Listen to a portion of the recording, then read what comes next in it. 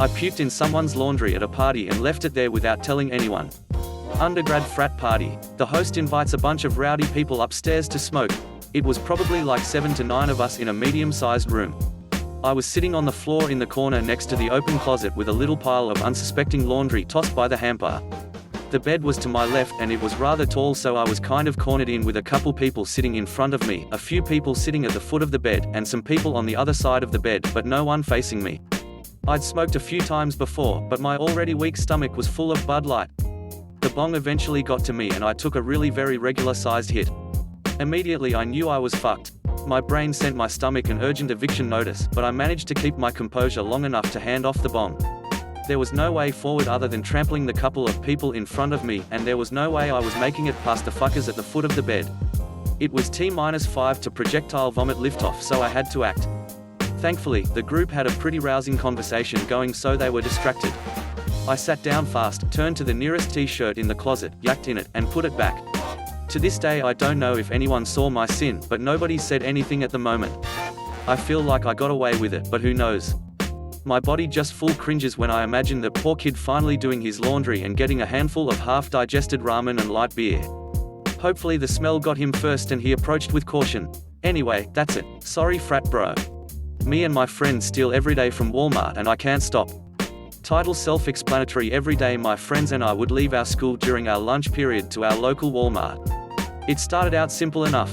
We took some chips, some spicy chicken from the deli, some candy and soda, but after a while we started to take expensive items such as headphones, wireless chargers, and gaming gear. For me, I can't stop. I begin taking things I don't even need or use, such as Lego sets and Blu-rays. Those items just become trophies for my endeavors. I've been caught several times, yet I still go and steal more shit. I've stolen well over $1,000 and I see no end to it. Coronavirus has given me a break from it, thankfully. I collect old bills so that I can buy something if I ever get the chance to time travel. It is as silly as that. I had a dream where I time traveled and said, the hardest part about time travel is that modern money will get you in trouble. I was sitting in a mall cafeteria with my cousin and my mum. Now when I get an old bill as change, I keep it. That's my time travel money. In 4th grade, I told my friend about my mum's affair and then accused her of lying and making it up. When I was in 4th grade, one saw my mum, who was married to my dad, kiss a family friend, also married with kids who went to my school, passionately on the lips at a small house party. I wasn't too fazed by it at the time. I already knew there was something going on between them, and as a 4th grader I didn't really understand what cheating was, or that it was a really big deal in marriages. I ended up telling my group of friends about it on the playground and I named names. They knew the man as well. They were a very well-known, well-loved family. That night my one friend tells her mum what I said, and the next day my mum gets a call asking if it was true. When my mum came into my bedroom to ask me what I had said on the playground, and if I had used the word affair, I totally panicked. I could tell from the tone of her voice, the seriousness of it, that I had done something really, really bad. I vividly remember the dread I felt about this. I was already afraid of my mother's anger and rages over small things, and this was the worst thing I had ever done. So I lied and said that I hadn't said anything. That night I remember the massive knot in my stomach from fear, and I thought to myself that I wish I didn't have to wake up the next morning. I was a wreck for weeks. My mum asked me 3 times if I was sure I was telling the truth, and I said yes all 3 times. I learned, after confessing the truth to my mum over 5 years later, in high school, that apparently everyone had believed my story and thought that my friend, the other girl, was just making up stories. I feel so bad to this day when I think of it. In college I would regularly steal bar mats from the countertops of bars.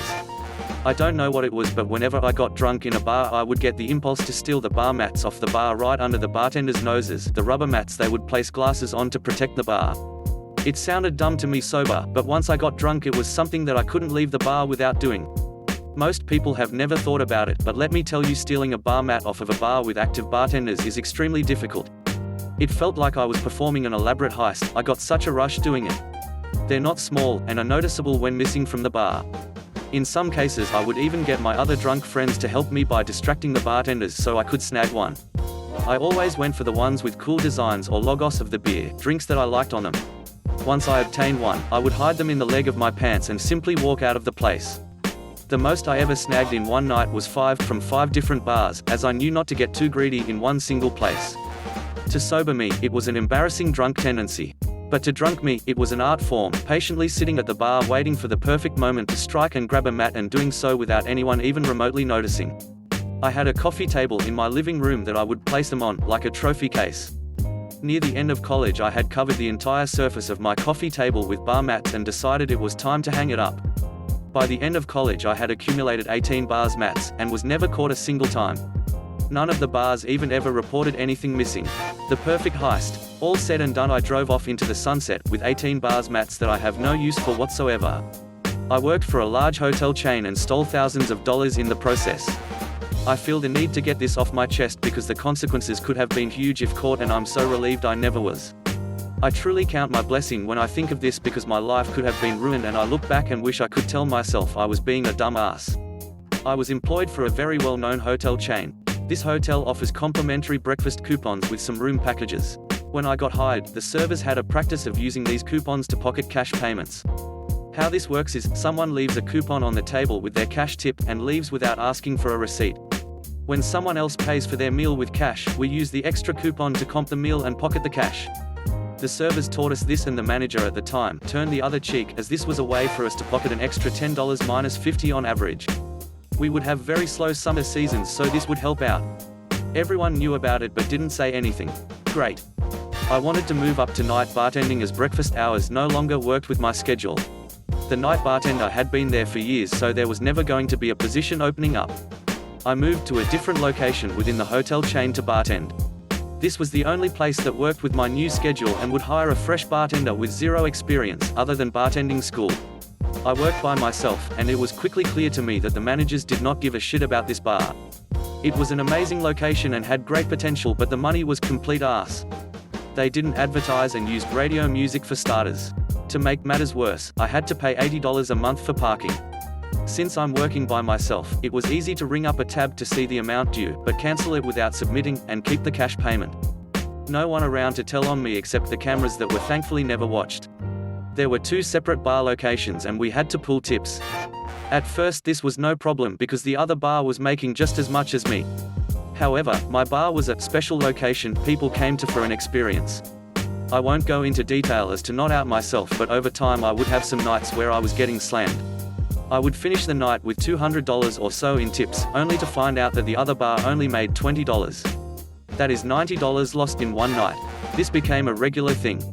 At first I started pocketing enough cash to pay for parking, but this wasn't enough anymore.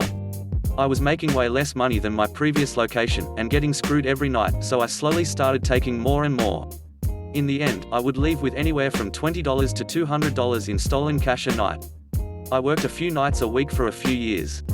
I did have a lot of anxiety and talked myself into stopping several times, but it really became addicting.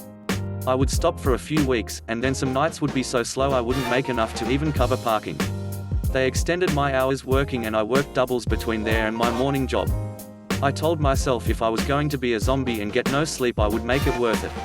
I had caught the other bartender doing the same thing, so I justified to myself that if they were going to make extra money on top of my money, I would make extra money too. I finally quit because I was stressed out about getting caught, but I would feel defeated when I would work my ass off just to give the other guy $100 of my hard-earned tips, or not make enough to even pay for parking. I wanted to work a job where I could make money without doing something incredibly illegal. I'm proud of myself for getting out of that situation, but holy shit, I can't believe the amount of trouble I could have gotten myself into. I did the math for average amount taken and the number of nights I worked a week. It comes out to about $7,700 per year. I'm a piece of shit, I know. Part of me snickers that I stuck it to the man without getting caught. The other part of me wants to go back in time and slap me silly for doing something so dangerous when I could have switched both of my jobs long ago. I have a habit of staying where I'm comfortable and not leaving a workplace even if it's bad for me. Definitely have learned my lesson, and I'm glad it wasn't the hard way.